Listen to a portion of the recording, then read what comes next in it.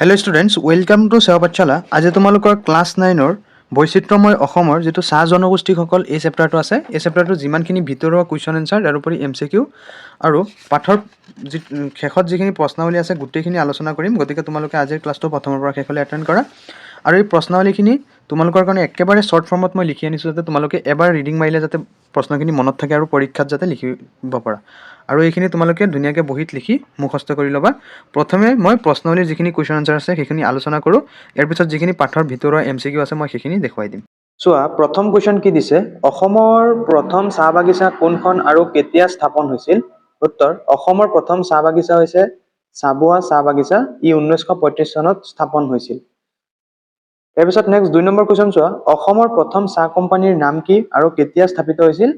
উত্তৰ: অসমৰ প্ৰথম চাহ কোম্পানীৰ নাম দ্য আছাম টি কোম্পানী। ই 1839 চনত স্থাপিত হৈছিল। নেক্সট 3 নম্বৰ কুৱেশ্যন চোৱা। গিৰমিটিয়া আৰু আৰকাঠিয়া চালানৰ বিষয়ে কি জানা লিখা?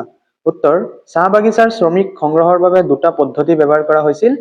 ইয়াৰে এটা হ'ল গিৰমিটিয়া চালান আৰু আন এটা হ'ল আৰকাঠিয়া চালান। এতিয়া গিৰমিটিয়া চালান মানে হ'ল ইয়াত শ্ৰমিকৰ সৈতে লিখিত চুক্তি অৰ্থাৎ এগ্ৰিমেণ্ট কৰি নিৰ্দিষ্ট সময়ৰ বাবে অসমলৈ অনা হৈছিল। আৰু আৰকাঠিয়া চালান মানে ইয়াত কোনো চুক্তি নকৰাকৈ কৌশলেৰে বা প্ৰলোভন দেখুৱাই শ্ৰমিক সংগ্ৰহ কৰি অনা হৈছিল। নেক্সট 4 নম্বৰ কুৱেশ্যন চোৱা। চাহ জনগোষ্ঠীৰ সমাজৰ 10টা জাতি উপজাতিৰ নাম লিখা। উত্তৰ: চাহ জনগোষ্ঠীৰ সমাজৰ 10টা জাতি উপজাতি হৈছে উৰাও, মুণ্ডা, চাওতাল, কুৰ্মী, তাঁতী, ঘাটুৱাৰ, গোৱালা, কমাৰ, কহাৰ, কালিন্দী, কিষাণ, কৈৰী আদি।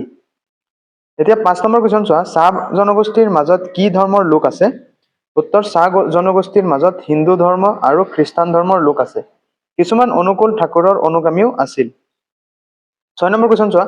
স্বাধীনতা সংগ্ৰামৰ প্ৰথম মহিলা শ্বহীদ কোন? উত্তৰ: বাধনা উৰাও অসমৰ স্বাধীনতা আন্দোলনত জীৱন উচৰ্গা কৰা চাহ বাগিচাৰ প্ৰথম শ্বহীদ। এতিয়া 8 নম্বৰ যিখিনি কুৱেশ্যন আছে চমু টোকা লিখিব দিছে আমাক। প্ৰথমটো চোৱা যে মেঘৰাজ কৰ্মকাৰ। উত্তৰ: মেঘৰাজ কৰ্মকাৰ চাহ জনগোষ্ঠীৰ এজন বিশিষ্ট সাহিত্যিক আছিল। তেওঁ জামিতা চাহ বাগিচাৰ বাসিন্দা আছিল আৰু চালুক বচন আদি বহুকেইখন গ্ৰন্থ ৰচনা কৰিছিল। অসম প্ৰকাশন পৰিষদে মেঘৰাজ কৰ্মকাৰ ৰচনাৱলী প্ৰকাশ কৰে। তেওঁ বৰবৰুৱা হাইস্কুলত শিক্ষকতা কৰিছিল আৰু অসমীয়া ভাষা সাহিত্যৰ উন্নয়নত গুৰুত্বপূৰ্ণ অৱদান আগবঢ়াইছিল। নেক্সট খ চোৱা যে সন্তোষ কুমাৰ তপ্ন। সন্তোষ কুমাৰ তপ্ন তেখেতৰ জন্ম হৈছিল 1924 চনত।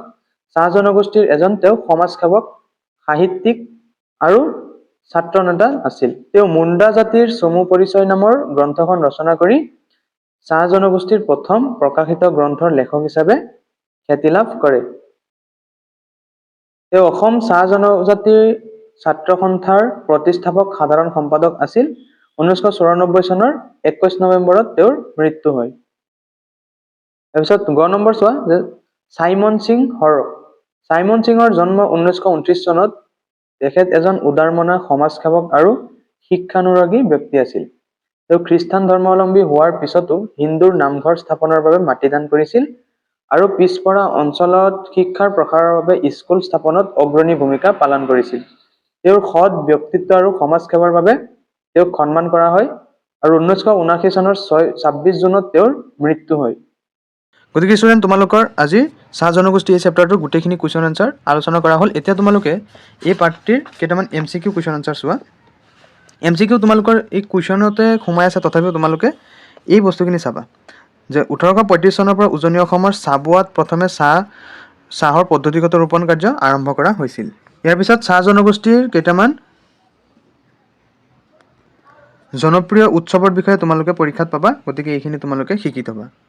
আৰু মহান ব্যক্তিসকলৰ বিষয়ে মই অলৰেডি তোমালোকক কুৱেশ্যনত আলোচনা কৰিছোঁ। গতিকে তোমালোকে আজিৰ ক্লাছটো লাইক কৰি আমাৰ সেৱা পাঠশালা ছাবস্ক্ৰাইব কৰি ৰাখিবা। গতিকে আজিলৈ আহিছোঁ, থেংক ইউ। ইয়াৰ উপৰি বৈচিত্ৰ্যময় অসমৰ তোমালোকৰ আৰু যদি অন্যান্য চেপ্টাৰখিনি লাগে, তোমালোকৰ এই গোটেইখিনি চেপ্টাৰ মই আমাৰ এইটো সেৱা পাঠশালা ইউটিউব চেনেলৰ বৈচিত্ৰ্যময় অসম বুলি আছে, তাতে প্লে'লিষ্ট এটা আছে, গোটেইখিনি এই ক্লাছ পাই যাবা। গতিকে আজিৰ ক্লাছটো লাইক কৰি সেৱা পাঠশালা ছাবস্ক্ৰাইব কৰি ৰাখিবা। আজিলৈ আহিছোঁ, থেংক ইউ।